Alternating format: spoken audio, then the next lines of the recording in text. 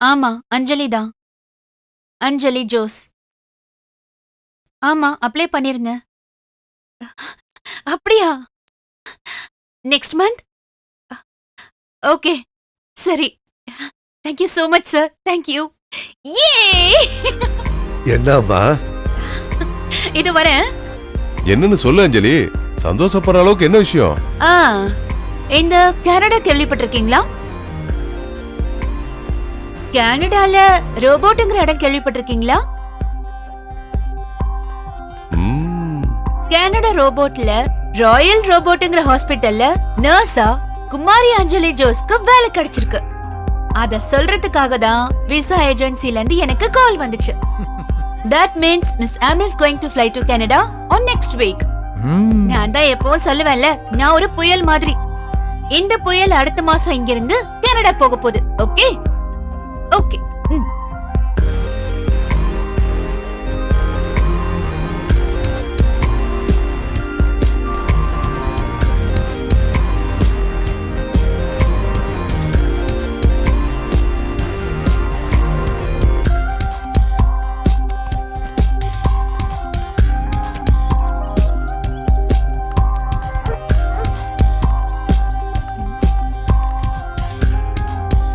ஆமா, என்னாச்சு உங்களுக்கு?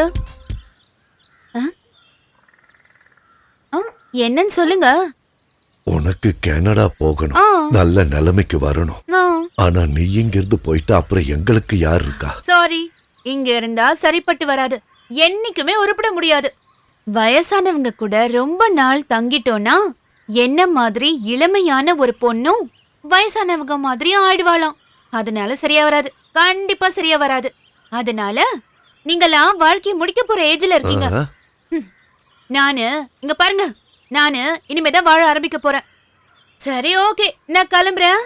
வரும்போது வந்து பாக்குறேன். வரட்டுமா ஐயப்பன் சார்? சரி, பாத்து பாத்து. வாழ்க்கைய முடிக்கிறது தான் கஷ்டம். ஹலோ, யாரும் வருத்தப்படாதீங்க. இந்த அஞ்சலி எங்கேயும் போக மாட்டா.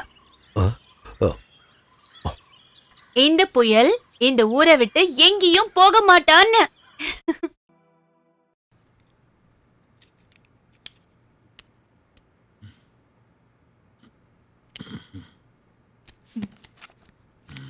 இது கொஞ்சம் படிங்க.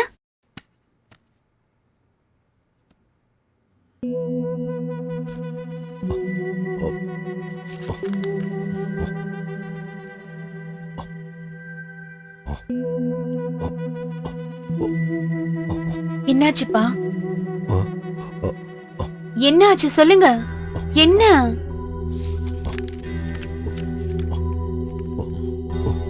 என்ன எதுவும் தெரியலையா?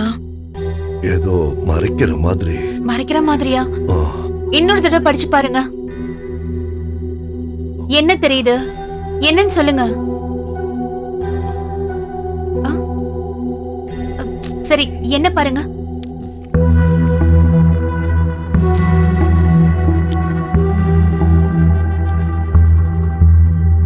என்ன தெரியுது? எனக்கு ஏதோ மங்களா தெரியற மாதிரி இருக்கு. கொடுங்க, நான் பாக்குறேன்.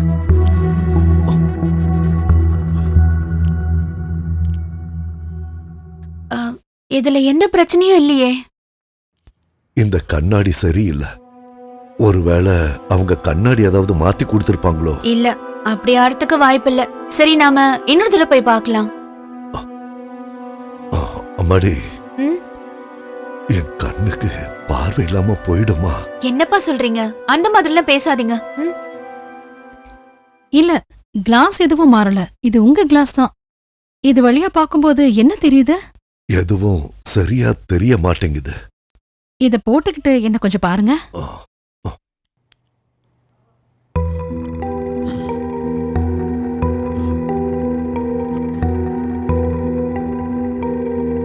இப்ப என்ன தெரியுது? உங்க முகம் மங்களா தெரியுது. எப்படி மங்களா தெரியுதுன்னு சொல்றீங்க?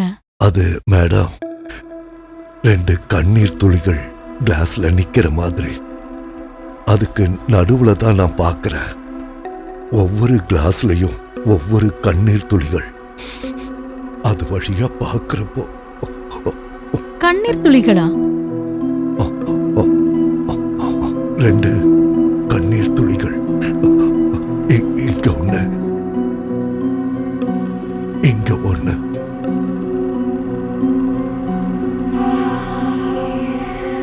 சரி, நீங்க கொஞ்ச நேரம் வெளியில இருங்க. ம்?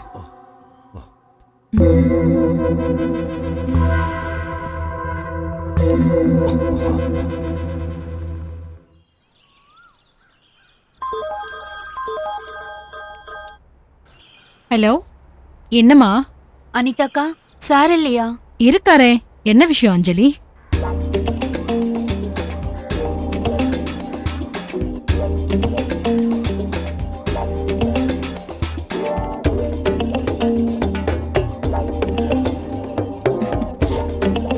நீ சொன்னது உண்மைதானே? சரி, அவர் வந்தா சொல்றேன். சரி, ஓகே. என்ன அனிதா, என்னாச்சு? அஞ்சலி தான் ஃபோன் பண்ணா. பாருங்க, நீங்க சொன்ன மாதிரி ஆயிடுச்சு. உங்க அப்பாவுக்கு பைத்தியமா. என்ன உளறிக்கிட்டு இருக்க? நேத்து காலையில அவர் புதுசா கண்ணாடி வாங்கினார்ல, நைட்ல அத வச்சு எதையுமே படிக்க முடியலையாம். இன்னைக்கு காலையில திரும்பவும் கண்ணாஸ்பத்திரிக்கு போயிருக்காங்க. டாக்டர் நிறைய டெஸ்ட் பண்ணி பாத்திருக்காங்க. கடைசியில ஒரு சைக்கியாட்ரிஸ்ட போய் பார்க்க சொல்லிருக்காங்களாம். நான் எத்தனை தடவை உங்ககிட்ட சொல்லிருக்கேன், அந்த ஆளு மென்டல் தான். கடவுளே, எனக்கு சந்தோஷமா இருக்கு. என்னடி சந்தோஷம்? இனி ஊர்க்காரங்க கேக்கும்போது பதில் சொல்லலாம்ல. உங்க அப்பாவுக்கு பைத்தியம்னு. முதல்ல போய் ஒரு டீ போட்டு கொண்டு வா. ஓ,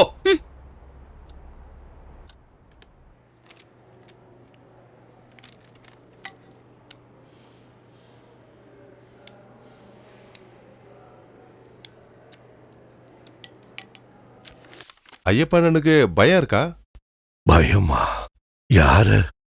இந்த கண்ணாடிக்கு எந்த பிரச்சனையும் இல்ல, நல்லா இருக்கு. அதே மாதிரி ஐயப்பனுக்கு எந்த பிரச்சனையும் இல்ல, நல்லாவே இருக்காரு.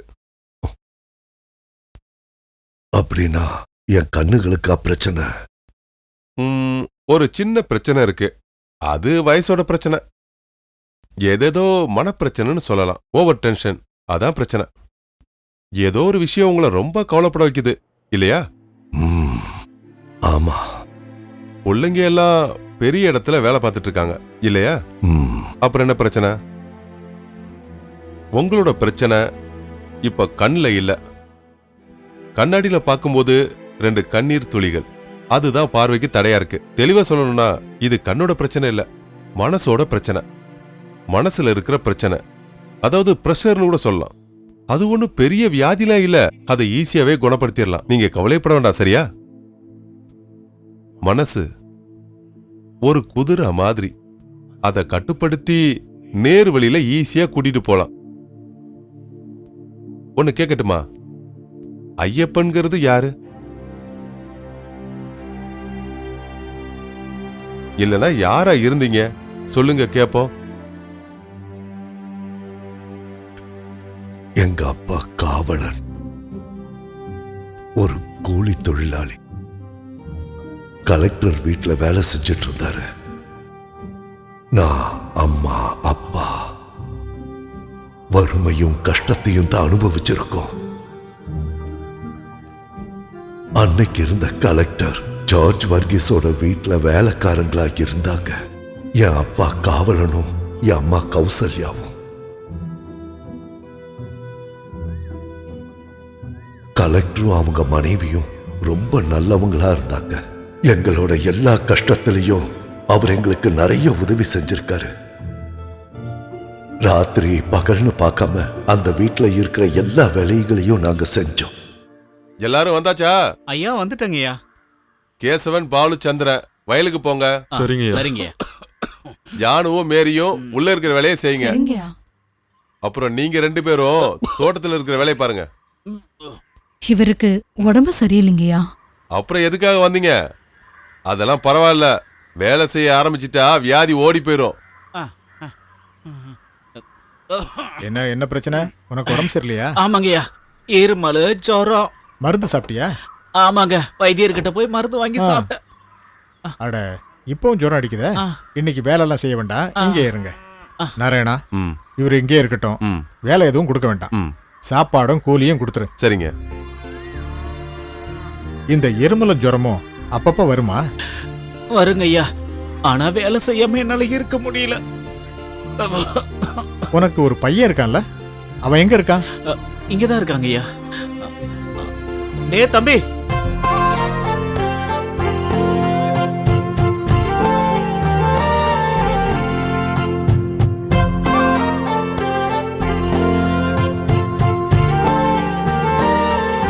கடவுள் எனக்கு கொடுத்த ஒரே புள்ளதாங்க இவன். அப்படியா? பையன் அழகாத்தான் இருக்கான். எத்தனாவது வரைக்கும் படிச்சிருக்க? 8ஆம் கிளாஸ் வரைக்கும். ஏன் அதுக்கப்புறம் படிக்கல? 8வது வரைக்கும் தான் நம்ம ஊர்ல பள்ளிக்கூடம் இருக்குங்கய்யா.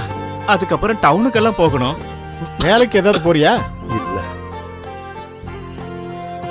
கூலி வேலைக்கு அனுப்பலான்னு நினைச்சேன் எஜமா. ஆனா அனுப்புறதுக்கு எனக்கு தான் மனசே வரல. இந்த அளவுக்கு படிச்சிருக்கான்ல. ஐயா, நீங்க மனசு வச்சீங்கன்னா ஏதாவது ஒரு வேலை. ம், சரி பாக்குறேன். வேற வா கிளம்பலாம். ஆ.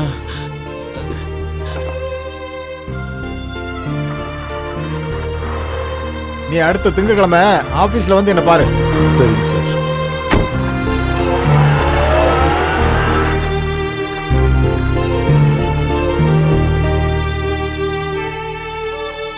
அவரு ரொம்ப நல்ல மனுஷன். கண்டிப்பா ஏதாவது ஒரு வேலை கொடுப்பாரு.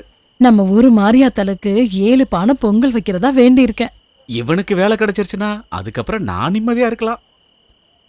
அவனுக்கு வேலை கிடைச்சதும் கல்யாணம் பண்ணி வச்சிடணுங்க. என்னங்க, மகாத்மா காலனில நம்ம சந்திராக்கு ஒரு பொண்ணு இருக்கா. பாக்குறதுக்கு அழகா இருப்பா. ஒரு நாள் இவனை பத்தி அவளே என்கிட்ட வந்து கேட்டா. சரி பாப்போம். முதல்ல அவனுக்கு வேலை கிடைக்கட்டும்.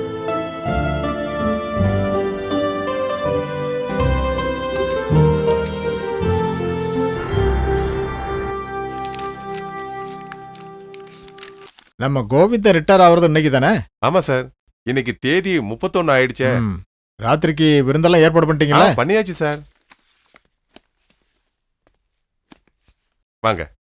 வணக்கம் சார். ம், என்ன கோவிந்தா, எப்படி இருக்க? நல்லா இருக்கேன் சார். கவலைப்படுறல்ல? கண்டிப்பா சார். 30 வருஷத்துக்கு மேல இந்த ஆபீஸ்ல தான் வேலை பார்த்துக்கிட்டு இருக்கேன். திடீர்னு ஒரு நாள் இங்க இருந்து போகணும்னு சொல்லும்போது ரொம்ப வேதனையா இருக்கு சார். பரவாயில்லையா, உன்னோட கடமைகள்லாம் முடிச்சிட்டல? ஆமா சார், அதுதான் எனக்கு நிம்மதியே. போங்க.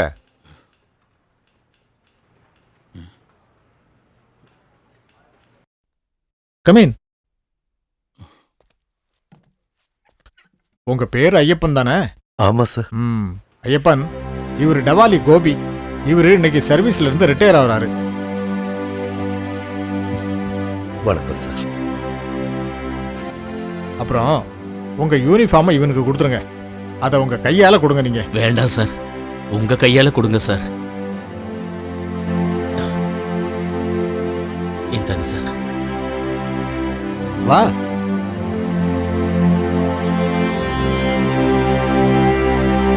நாளையில இருந்து நீங்க என்னோட டவாலி, என் சர்ஜன் ப்ரொடெக்டர், காவல்காரன்.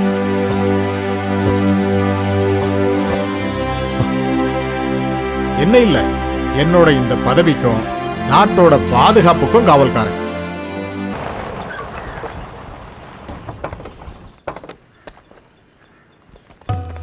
Good morning sir. வணக்கம் வணக்கம். Good morning. ரொம்ப சந்தோஷம். வாங்க. Good morning sir. Good morning sir.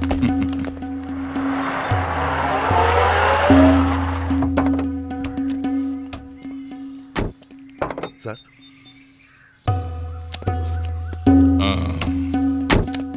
Ayyappa sir. இங்க சாப்பாடு ஒண்ணுமே எனக்கு பிடிக்கல. ஒரு சமையல்காரி தேவை. பணம் பிரச்சனையே இல்லை. ஆனா ஃபுல் டைம் அவ இங்க இருக்கணும். சரிங்க சார். உங்க மாதிரி சின்சியரா இருக்கணும். புரியுதா? சரிங்க சார். சார். ஐயப்பனா, வாங்க வாங்க. இது யாரு? என் மனைவி சுபத்ரா. அப்படியா? நீங்க வீட்டு வேலைக்கு ஒரு ஆள் வேணும்னு சொன்னீங்கல்ல? ஆமா. இவ செய்வா சார். அப்படியா? ரொம்ப சந்தோஷம். ஐயப்பா, 2 குழந்தைகள் இல்லையா உங்களுக்கு? இருக்காங்க சார்.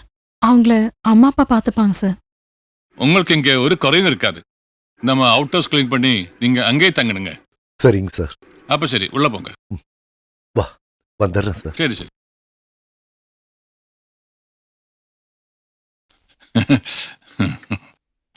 சாதம் போடு. கிட்ட வாங்க. பொண்டாட்டி சாதம் போடுற மாதிரியே போடுங்க. தமிழ் தெரியாதா? ஐயோ, தமிழ் தெரியாதே. வாங்க, கிட்ட வாங்க, கிட்ட வாங்க. இந்த பாரு, நான் சொல்லி கொடுக்கறேன். வாங்க, பக்கத்து வாங்க. பொண்டாட்டின்னு தெரியாதா? பொண்டாட்டின்னா வைஃப், பாரியா. வாங்க வாங்க, போடுங்க.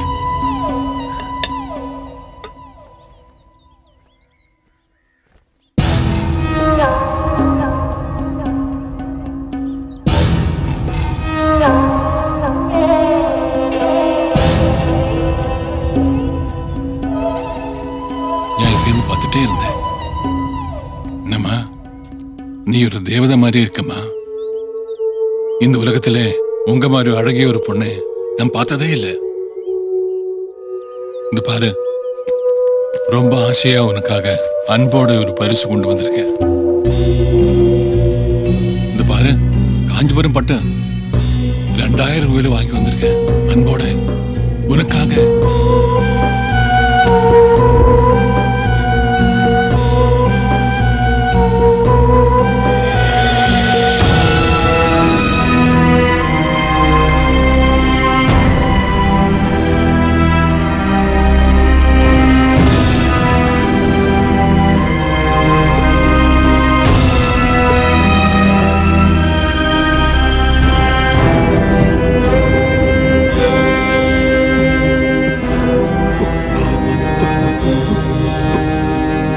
உலகத்துல எந்த புருஷனும் பார்க்க கூடாத காட்சியை நான் பார்த்தேன். நான் உன்னை மட்டுமே குத்த சொல்ல விரும்பல. ஆனா இனிமே இந்த மாதிரி நடக்காம பார்த்துக்க. தப்பு பண்ணது நான் இல்ல. அவர் ஏதாவது பண்ணும்போது நான் ஒத்துக்காம போனேன்னா அவர் உங்களை வேலையில இருந்து தூக்கிடுவாரோன்னு எனக்கு பயமா இருக்கு. சுபத்ரா,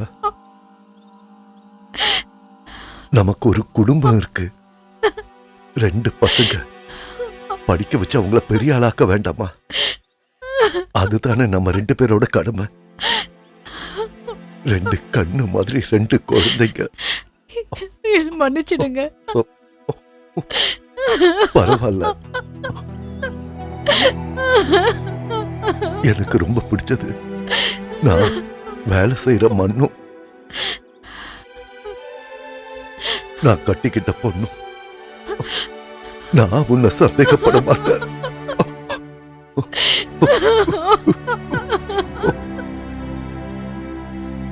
அதுக்கப்புறம் என்னாச்சு? 6 மாசத்துக்கு அப்புறம் கலெக்டர் சுப்பிரமணியன் சார் வேற ஊருக்கு போயிட்டாரு. கலெக்டரை வழி அனுப்புறதுக்காக நானும் ரயில்வே ஸ்டேஷனுக்கு போனேன். மெட்ராஸுக்கு போற ட்ரெயின்ல அவரு போயிட்டாரு.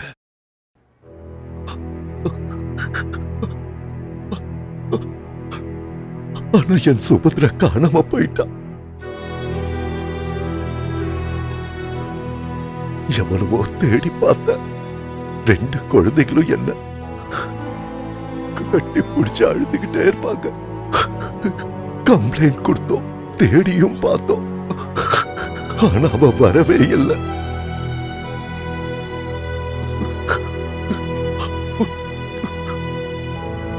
அதுக்கப்புறம் ஊர்க்காரங்க ஒவ்வொன்றும் சொல்றத கேட்டேன். ஐயப்பனோட பொண்டாட்டி கலெக்டர் கூட ஓடி போயிட்டான்னு.